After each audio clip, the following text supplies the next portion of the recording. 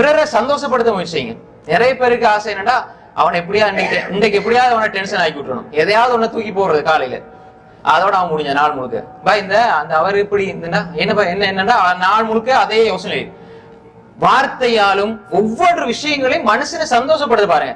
யார கண்டாலும் சலாம் சொல்லுங்க, புன்னகைத்த முகத்தோட சந்திங்க, அஸ்ஸலாமு அலைக்கும் வரஹ்மத்துல்லாஹி வபரகாத்துஹு சொல்லுங்க, அவங்க சலாம் சொன்ன பதில் சொல்லுங்க.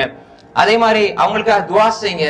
முகத்துக்கு முன்னால நல்லா இருந்து போட்டு பின்னால அவங்கள பத்தி தப்பா தவறா பேசுறது அது முனாஃபிக்தனம். அது மட்டுமல்ல, அதனால் பாதிப்பு யாருக்குன்னா மறுமையில சந்திக்கும் போது வழங்கும். புரியுதா உங்களுக்கு? நீங்க நினைப்பீங்கன்னா பாருங்க எவ்வளவு நல்லா இருக்கிறாரு பேசும்போது, ஆனா பின்னுக்கு நம்மளை பத்தி தப்பா பேசுறாரு, இது மறுமையில நல்லா பாத்துக்கோ. நம்ம அதை பத்தி பார்க்க வேண்டிய அவசியம் கிடையாது. நான் நல்லா இருக்கிறேன், அல்லாஹ்வுக்காக வேண்டி. நீ நல்லா இருந்தாலும் சரி, நல்லா இல்லாட்டியும் சரி, நீ என்னோட எப்படி நடக்கிற என்பதை வச்சு நான் நடக்க மாட்டேன். என்னுள் இருப்பதை நான் வெளிக்காட்டுகிறேன், உன்னுள் இருப்பதை நீ வெளிக்காட்டுகிறாய். உன்னுள் இருப்பதை வைத்து நான் வெளிக்காட்ட வேண்டிய அவசியம் எனக்கு கிடைக்காது. ஏன்னா எனக்கு அல்லாஹ் ரசூல் இப்படித்தான் சொல்லி தந்தாங்கன்னு வாழ்ந்துட்டு பாருங்க, எந்த கவலையுமே வராது. எனவே மனிதர்களை மகிழ்ச்சி படுத்துறது அல்லாஹ்வுக்கு